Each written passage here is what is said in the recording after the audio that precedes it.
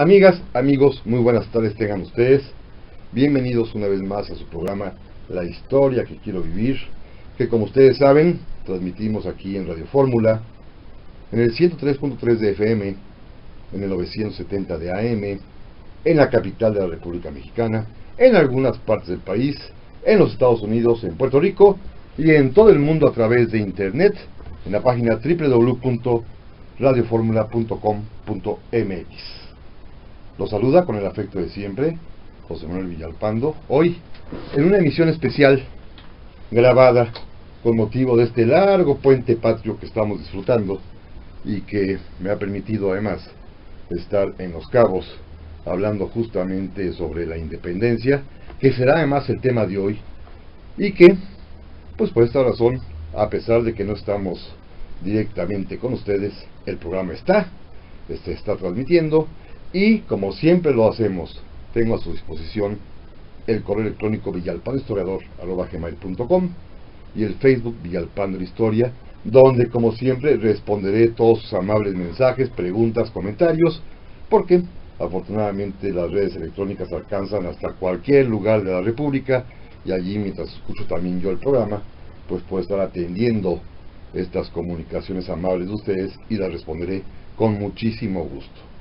Dicho lo anterior, amigos, amigas, hoy vamos a hacer un paréntesis en la serie que hemos venido platicando, que se está poniendo muy buena, como ya vieron, y que lo que sigue es mejor todavía porque ya se acercan a los tiempos contemporáneos que muchos ya vimos desde chicos, que ya sufrimos siendo jóvenes, hombres maduros, y que hoy también pues seguimos presenciando acerca de los aspirantes y las ambiciones de ser presidente en este país. Pero hoy vale la pena hacer un paréntesis para hablar de un tema que nunca pasa de moda, de un tema que es muy importante, de un tema en el cual hay que insistir y volver a insistir, porque finalmente es la esencia de la mexicanidad, y me refiero a el grito, pero sobre todo, ¿qué quiso decir el padre Hidalgo? ¿Qué quiso hacer? ¿Cuál es el legado de los hombres que nos dieron patria y libertad? ¿Qué tanto hemos fallado en cumplirlo? Bueno, pero primero preguntémonos, ¿qué nos dejaron como herencia? ¿Qué quisieron hacer ellos? ¿Cuáles fueron sus ideales? ¿Cuáles fueron sus sueños? Esto es lo que vamos a tratar, amigos y amigas, de responder en este programa. Primero, una cosa muy simple, porque todo lo acabamos de vivir el pasado jueves por la noche y ayer el día 16, en que en todo el país se conmemoró de una manera u otra, en algunos lugares con desfiles militares, en otros con desfiles cívico-militares, en otros con desfiles nada más cívicos, con desfiles escolares, con discursos, con cohetes, eso sí, fuegos de artificio, banda, pambazos y pozole el jueves por la noche, por supuesto con los gobernantes de cada localidad, pequeña, grande, chica o mediana, tañendo la campana, agitando la bandera, gritando vivas a México, porque estamos de alguna manera rememorando lo que aconteció aquella madrugada del día 16 de septiembre de 1810. Bueno, vayamos por partes. ¿Qué pasó esa madrugada? Vale la pena rescatarlo, porque siempre, repito, es una historia tan bonita que nunca debe pasar desapercibida, y todos sabemos que habiendo sido descubierta la conspiración de Querétaro, cuando los realistas se enteraron que en casa de la señora corregidora, doña Josefa Ortiz, y de su esposo, el corregidor, que era una autoridad importante novohispana, la máxima autoridad administrativa y judicial en Querétaro, se estaba fraguando una intriga que tendría como objeto la independencia, pues los realistas ordenaron la aprehensión de los implicados. Y ustedes recuerdan la historia muy interesante, pues cuando el corregidor Miguel Domínguez fue a aprehender a su propia esposa para encerrarla en una de las habitaciones de su palacio, que es hoy el Palacio de Gobierno del Estado de Querétaro, pues la corregidora doña Josefa, preocupada, se quitó un zapato y con el tacón golpeó varias veces la duela del piso para llamar la atención de quien estaba en la planta de abajo. Es curioso, esos tiempos los palacios tenían varias utilidades. En la parte superior, en este caso eran las oficinas, en la parte intermedia, un entrepiso, era la residencia del propio corregidor, y en la parte de abajo estaba la cárcel. Y casualmente la recámara donde había sido encerrada doña Josefa estaba exactamente encima de la oficina del alcaide, es decir, del responsable de la prisión, que también estaba implicado en la conspiración, así que pues captó la seña de 3 taconazos que le dio la corregidora sobre la duela, subió de inmediato y por el ojo de la cerradura la corregidora pudo decirle que habían sido descubiertos y que por favor fuera a avisarle al capitán Allende, que residía en la vecina población de San Miguel.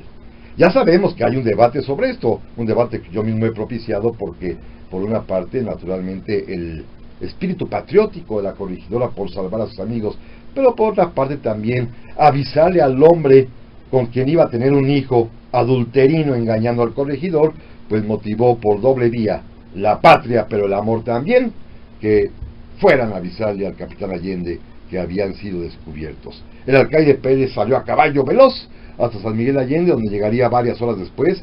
Hoy está cerquita en carretera, pero en aquel tiempo se hacía una buena jornada de 4 o 5 horas a todo trote para llegar a la casa donde estaba jugando naipes don Ignacio Allende, a quien pudo notificarle de lo que había sucedido, y acompañado de su amigo Juan Aldama, inmediatamente se subieron al caballo y se fueron hasta la casa de el padre Miguel Hidalgo, en otro pueblo más adelante, en Dolores. Cuando llegaron y cuando se enteraron finalmente por voz de muchas noticias que estaban recibiendo de que ya habían sido descubiertos y que las autoridades realistas habían ya ordenado su aprehensión, sucedió aquella junta de madrugada, digamos a las 4 o 5 de la mañana del día 16 de septiembre de 1810, en la que temerosos Allende, Aldama, pues le decían al padre Hidalgo: padre, ya no hay más remedio, estamos a punto de perder el cuello ahí en un mecate porque nos van a colgar por traidores. Y es cuando Miguel Hidalgo y Costilla decide asumir el mando de la insurrección.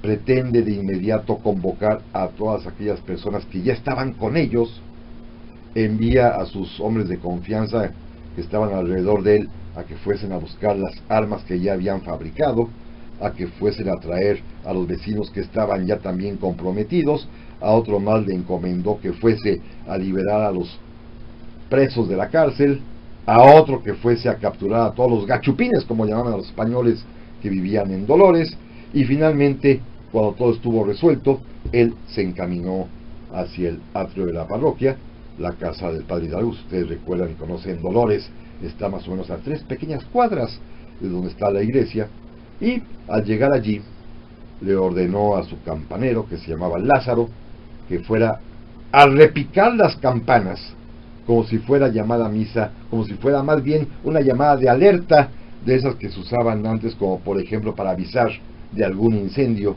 y que este sonido de campanas pues ya se sabía en el lenguaje popular de aquel tiempo, como hoy la alarma sísmica, que algo estaba pasando y por lo tanto los vecinos debían reunirse en la iglesia, en el atrio de la iglesia, que era de alguna manera vecina al parque principal, pues el sitio de reunión de todos. Así lo hicieron, y al poco tiempo ya pudo Hidalgo estar frente a unos 600 vecinos, que por supuesto estaban ansiosos de saber qué sucedía, y que naturalmente pues esperaban las palabras de Hidalgo. Hoy estamos acostumbrados a pensar que únicamente el grito consistió en aquellas 2 frases de ¡viva la independencia! ¡Viva la libertad! ¡Viva México! Pero no es así. Hidalgo tenía que emplear palabras mucho más profundas. Tenía que ser muchísimo más elocuente para poder convencer a aquella gente que estaba allí reunida, para poder tocar sus corazones, para poder estimular una ansia de libertad que a lo mejor ellos mismos no sabían que la tenían. Y para esto, pues, de su mente brillante, de su boca que era verdaderamente como un jilguero para hablar, brotaron palabras que los libros no recogen, pero que sin embargo nosotros sí tenemos la obligación de saber. y por supuesto el gusto de compartirlas con ustedes. Nos levantamos en armas, les dijo, para quitarles el mando a los guachupines que se han entregado a los franceses y quieren que nosotros, los americanos, corramos la misma suerte, lo cual no consentiremos jamás. Y luego tocó el fondo del problema, el que era la razón última por la cual se levantaban en armas. Y les dijo así: mírense las caras hambrientas, los harapos, la triste condición en la que viven, porque nosotros somos los verdaderos dueños de estas tierras. Y luego gritó: ¡viva la independencia! ¡Viva Fernando VII! ¡Viva la religión! Y muera el mal gobierno. 4 frases, después de un exhorto magnífico que llegaba hasta el fondo de la verdadera causa por la cual se levantaban en armas, que era la injusticia, que era el grito de reivindicación, que era buscar una mejor manera de vivir. Pero volvemos en un momento más. Ya estamos aquí de nueva cuenta en este programa especial, paréntesis en nuestra serie, pero que estamos recordando y evocando esos momentos trascendentales del día aquel, ya lejano, de 1810, el 16 de septiembre, cuando se creó la mexicanidad, cuando surge la nueva nación mexicana. Para esto les recuerdo que aunque estamos grabando, estoy al pendiente de sus mensajes y comunicaciones, como ya lo notaron, que ya estuve respondiendo, y para ello tengo a su disposición el correo electrónico villalpandohistoriador@gmail.com y el Facebook Villalpando y la Historia, donde estoy a sus órdenes. Bueno, este fue el grito. Repito nuevamente las palabras centrales. Hidalgo les dijo: mírense las caras hambrientas, los harapos, la triste condición en la que viven, porque nosotros somos los verdaderos dueños de estas tierras. Y luego gritó: ¡viva la independencia! ¡Viva la religión! ¡Viva Fernando VII! Y muera el mal gobierno. Y de allí, como todos sabemos, avanzó con estas huestes, pequeño ejército apenas improvisado, repito, de no más de 600 hombres, que de pronto comienza a moverse, y los hombres del lugar empiezan a unírseles, porque todos ellos, no solamente tenían una especie de cariño paternal, filial más bien, porque el padre era él, de respeto, de admiración, de devoción por el padre Hidalgo, no solamente porque era su cura sacerdote, sino además también, lo hemos platicado en otras ocasiones, porque todos, en mayor o menor medida, le debían algo. Y cuando algún hombre, cuando algún muchacho, cuando algún señor, como que se hacía pato y no quería acompañar al padre Hidalgo, era su madre, era su esposa, eran sus hijos los que les recordaban: oye, ¿pero qué no el padre Hidalgo te libró varias veces de ser azotado por no pagar los impuestos? ¿Pero que cuántas veces el padre Hidalgo no te libró de la cárcel también por desobedecer alguna orden? ¿Cuántas veces el padre Hidalgo pagó tus deudas? ¿Cuántas veces pagó las multas por ti? ¿Y ahora lo vamos a dejar solo? Y entonces la respuesta era que no solamente los hombres iban, sino iba también la esposa, los niños, el papá, la suegra, en esta hermosísima marcha popular, que hoy se asemeja muchísimo a lo que serían nuestras peregrinaciones religiosas en las carreteras, que ustedes habrán visto, en la que toda la familia, hasta el perrito y el perico, van siguiendo al padre Hidalgo, como siguen hoy en día las diversas imágenes y estandartes religiosas. Y así llegó, acompañado de estos cuantos, 600 más o menos, hasta el pueblo de Atotonilco, en donde todos sabemos, tomó el estandarte de la Virgen de Guadalupe y lo convirtió en la bandera de la independencia, en la enseña que daría a los mexicanos la guía para combatir por la libertad. Él mismo lo dijo, esa imagen era simple y sencillamente la imagen que México debería adoptar para ser una nación libre e independiente. En algún momento los propios insurgentes modificarían la narración del Nicalmopogua, que hemos platicado aquí varias veces, cuando la Virgen le dijo a Juan Diego: ¿qué no ves que yo soy tu madre? ¿Qué no ves que estoy aquí para cuidarte, para lo que has menester? Y le agregaron algo: ¿y qué no ves que estoy aquí para darte la libertad? Y entonces los insurgentes, cuando les preguntaban, oigan, ¿por qué siguen al estandarte guadalupano? ¿Qué es para ustedes la Virgen de Guadalupe? Ellos respondían, mire, es muy sencillo. Si la Virgen no hubiese querido aparecerse aquí, lo hubiera hecho en cualquier otra parte. Lo hizo aquí en nuestra tierra, para darnos la libertad. Así de sencillo, y no se requería mayor argumento. Bueno, ese es el grito que todos sabemos, que todos recordamos, que es un episodio de esos gloriosos, hermosos, a los cuales, yo les confieso, si existiese una máquina del tiempo, es de los 3 o 4 momentos de nuestra historia donde yo quisiera viajar, ver exactamente qué sucedió esa madrugada, allí en Dolores, en el atrio de la parroquia, cuando el padre Hidalgo llamaba al pueblo a pelear por la libertad. Un momento para mí, repito, de los que más estremecen mi corazón. Al año siguiente, un par de años después, el licenciado Ignacio López Rayón sería el primer insurgente en conmemorar el grito. Lo hizo allá en Huichapan, hoy Hidalgo, cuando pasaba con sus tropas justamente el día 16 de septiembre de 1812, y decidió detenerse para conmemorar, para recordar al padre Hidalgo, y con un discurso, con un pequeño desfile, pues insistió en que era una fecha verdaderamente importante para México. Y así lo reconocería al año después, el año siguiente, José María Morelos y Pavón, quien, cuando escribió Los sentimientos de la nación, cuando plasmó en ese documento sus ideas geniales de cómo concebir una nación en la justicia y en la libertad, no dejó de incluir al último, en la última estrofa o inciso de Los sentimientos de la nación, la declaración de que debería conmemorarse y celebrarse siempre el día 16 de septiembre de cada año, por ser el día en que nuestra libertad empezó.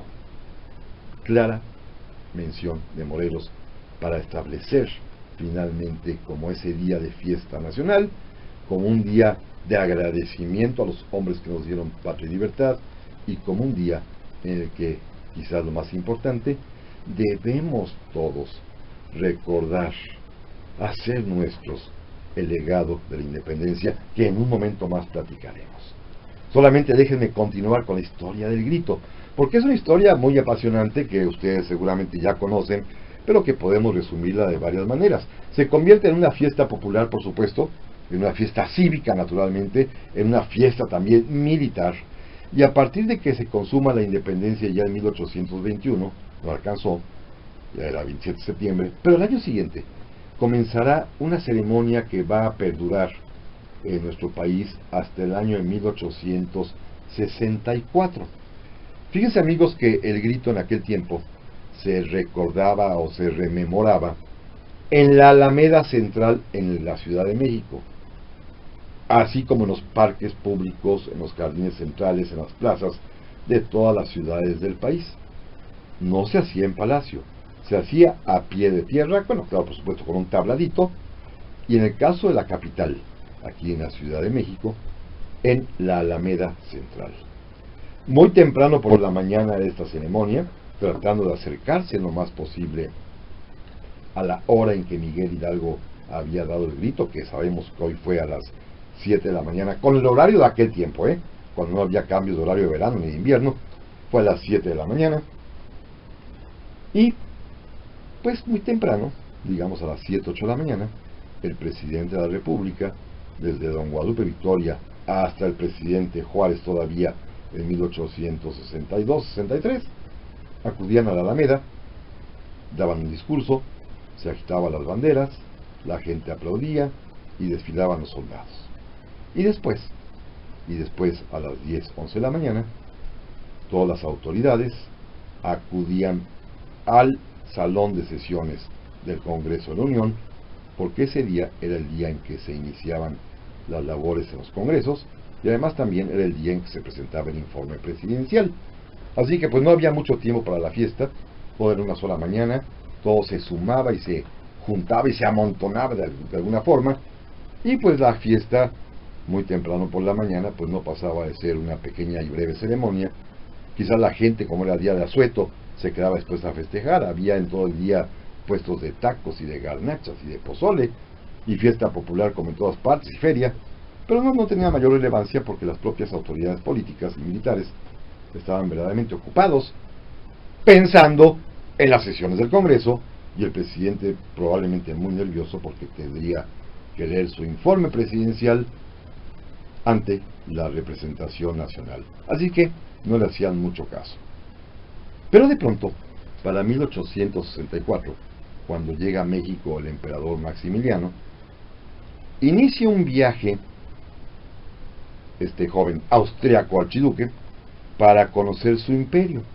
Y va a visitar Querétaro, Morelia, Irapuato, y perfectamente bien pensado, decide pasar a conocer Dolores Hidalgo, la ciudad, la villa donde se dio el grito de independencia, y llegó ahí justamente el día 15 de septiembre de 1864.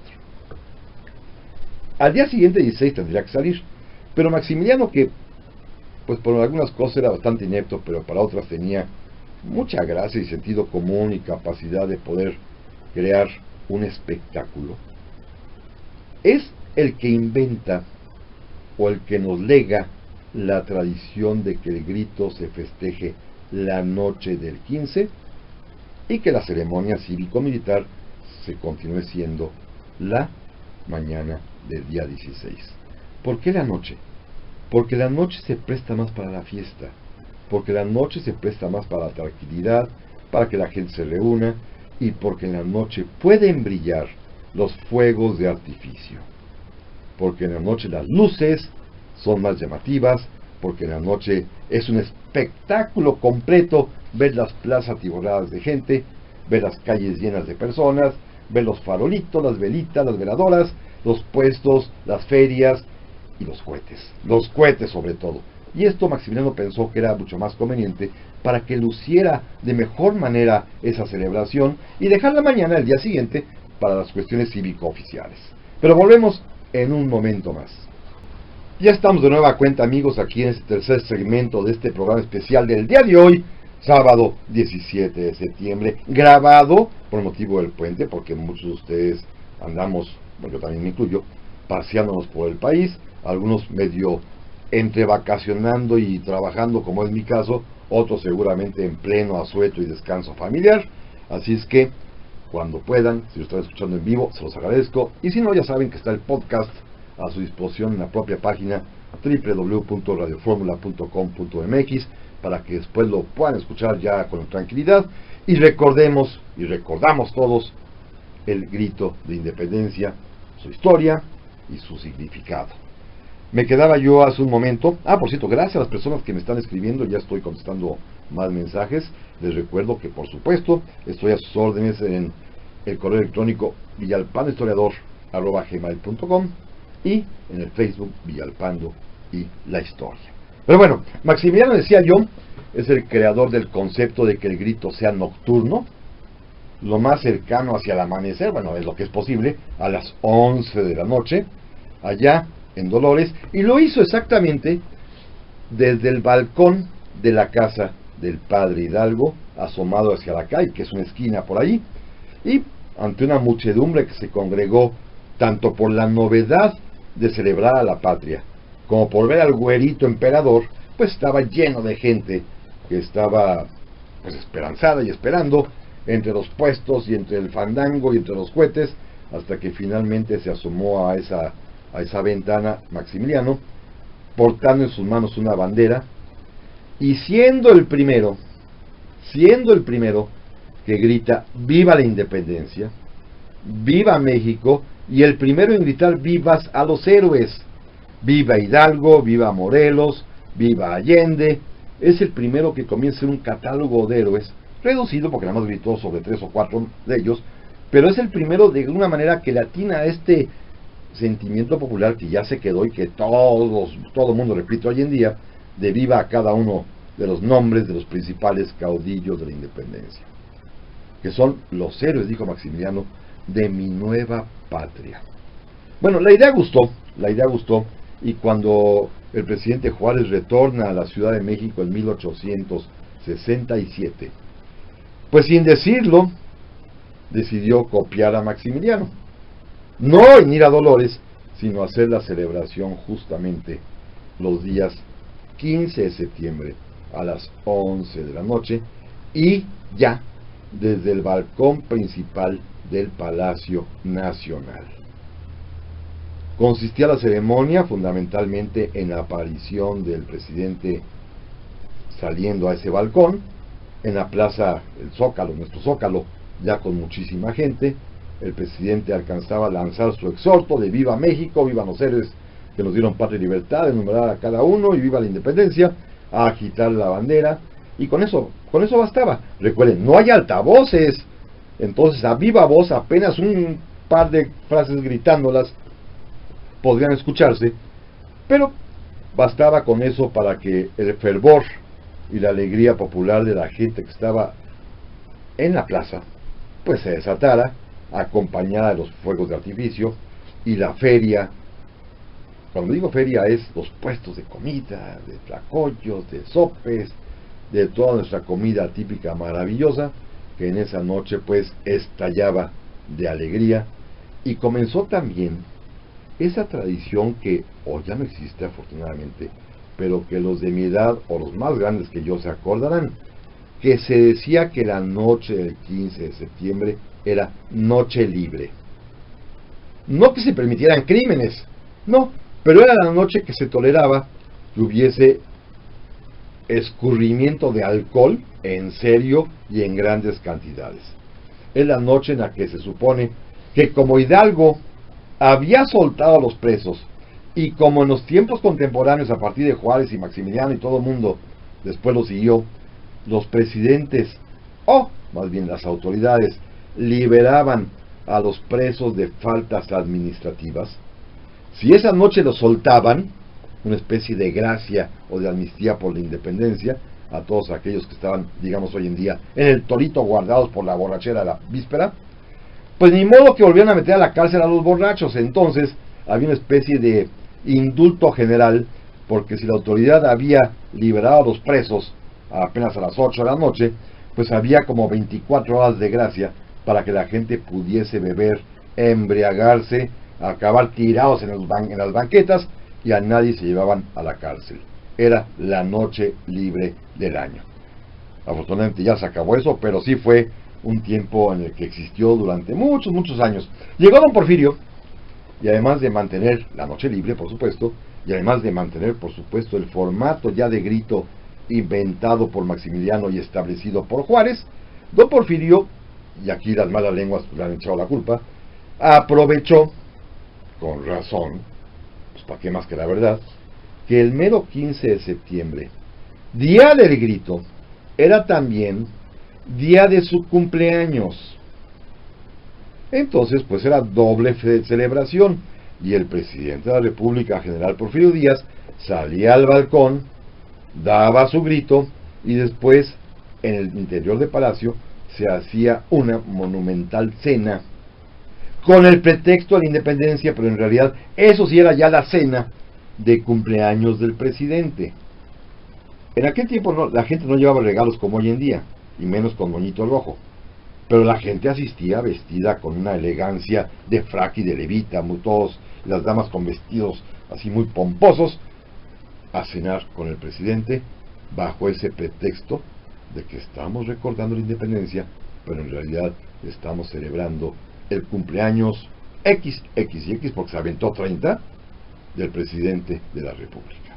Con otro añadido: a partir de los años de 1894, el presidente Porfirio Díaz, a la exhortación, al grito de Viva México, al grito de los Vivan los héroes, y a pasear y mover la bandera y agitarla, añadió otro elemento importantísimo a la ceremonia.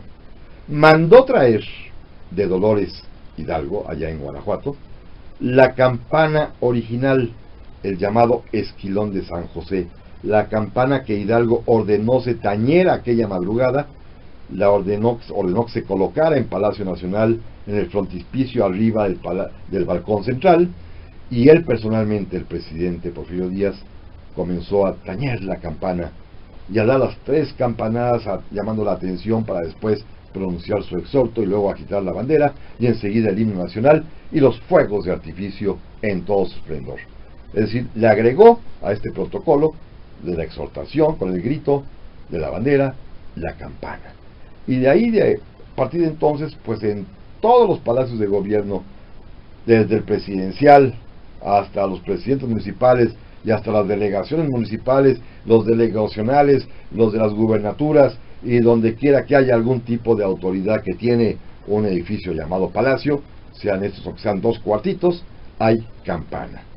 Hay campana porque es parte esencial del protocolo del grito. La revolución no cambió absolutamente en nada el formato que dejó establecido don Porfirio, a partir, repito, de los 3 elementos de la exhortación, de la bandera, de la campana, con el posterior acompañamiento del himno nacional y por supuesto el espectáculo de los fuegos de artificio. La revolución tampoco cambió el formato de la cena.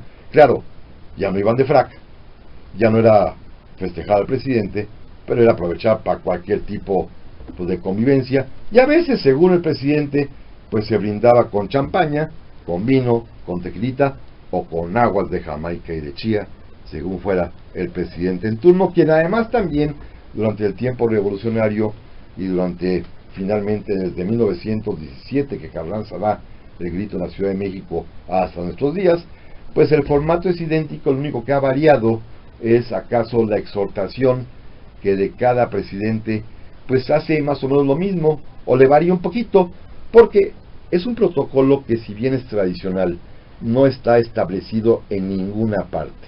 No hay ninguna ley, ningún reglamento que indique cómo debe darse el grito. No hay ningún documento donde se establezca estas son las palabras sacramentales que debe pronunciar el presidente de la República cuando esté dando el grito. No lo hay, y entonces hay cierta libertad y flexibilidad para que el presidente en turno haga lo que quiera.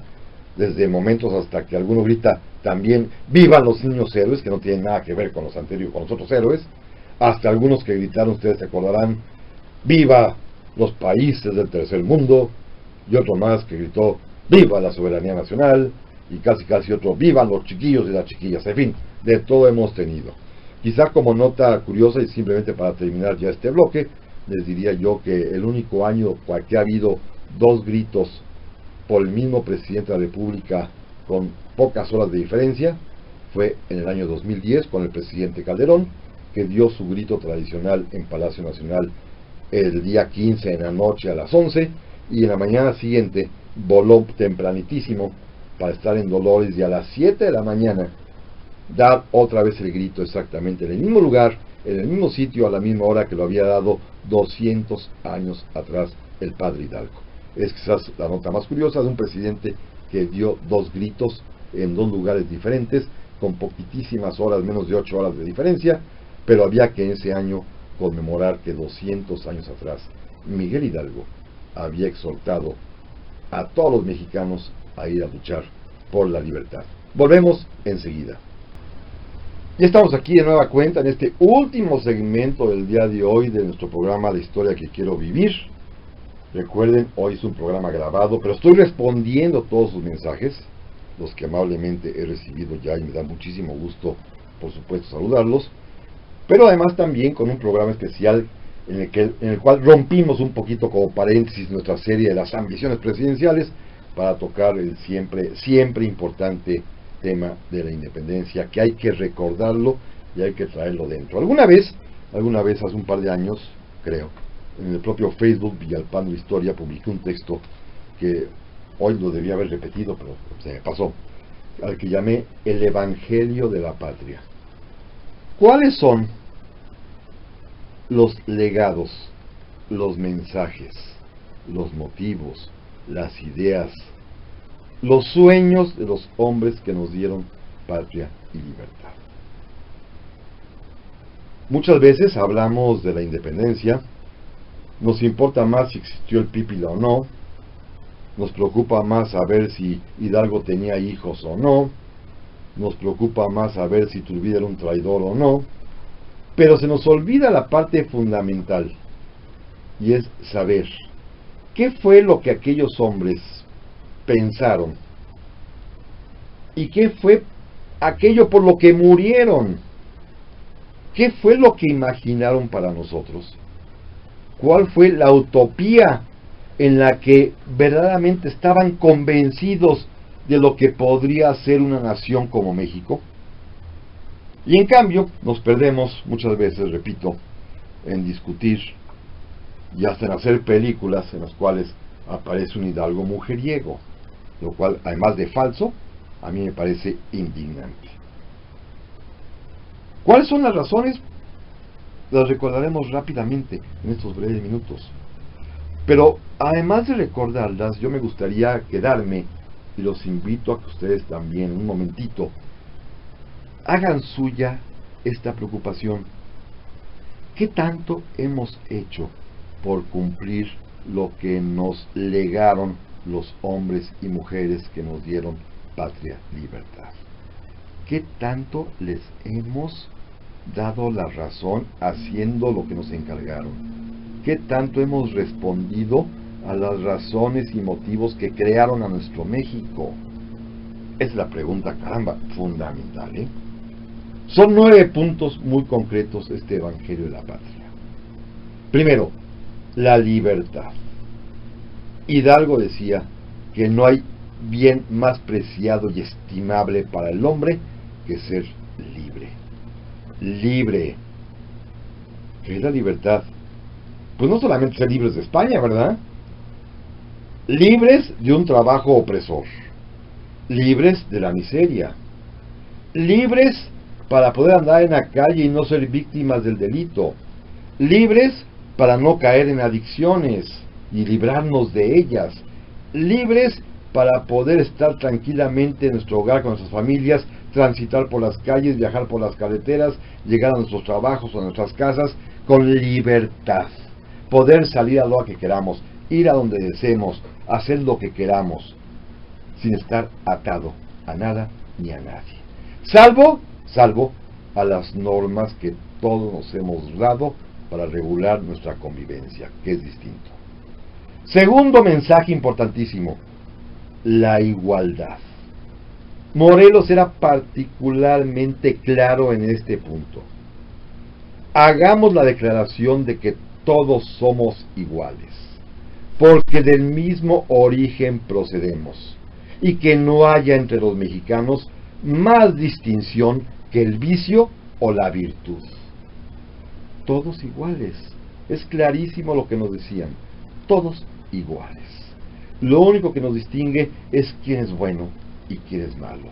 Quién es un hombre honesto y quién es un pillo. Quién es un hombre de bien y quién es un malvado. Esa debe ser nuestra única distinción. Y lo demás, el color de la piel, la religión, el sexo, las preferencias, la condición social o económica, no deben hacernos distingos entre nosotros. Tercero, la justicia.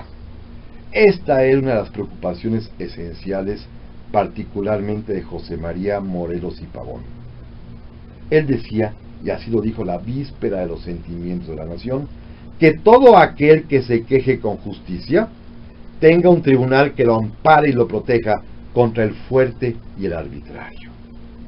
Jueces para atender a todos sin privilegio alguno, jueces para ser imparciales y a todos darle lo que les corresponde, jueces a los cuales hasta los pobres puedan acudir sin temor, porque si tienen la razón obtendrán justicia, jueces que no se vendan, jueces que sean rápidos, jueces que nos den la tranquilidad para resolver nuestros conflictos entre nosotros.